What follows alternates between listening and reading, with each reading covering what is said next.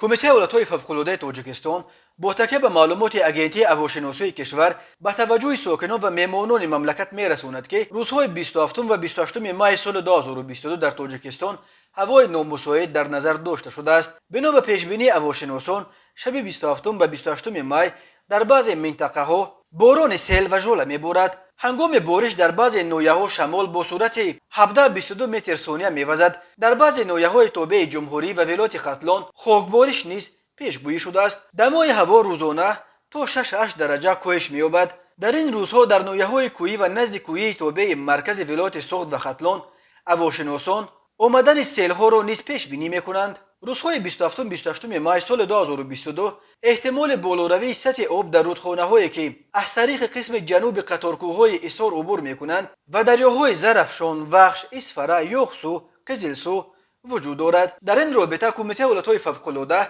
به ساکنان و مهمانان کشور توصیه می‌دهد که در این روزها از رفتن به ساحل دریاها و دیگر مخزن‌های آبی خودداری نمایند. سفرهای بی ضرورت با راه‌های کوهی و سیاحی نیز مصلحت نیست. غیر از این از اهالی خواهش کرده می شود که قبل از آغاز بارانی‌های پرشدت جویبار و سیل راه‌ها را از هر گونه خس و خسپاره‌ها تازه کنند تا آب مجرای خود را به سمت خانه و حولی‌ها و کشتزاران دیگر نکند.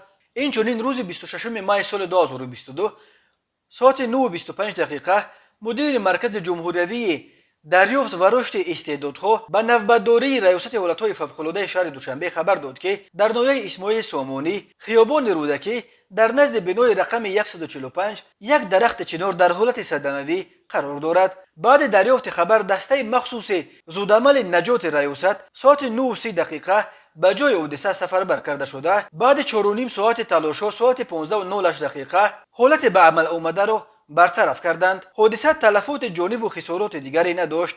در این باره کمیته ولایت‌های فوق‌العاده تاجیکستان خبر داد.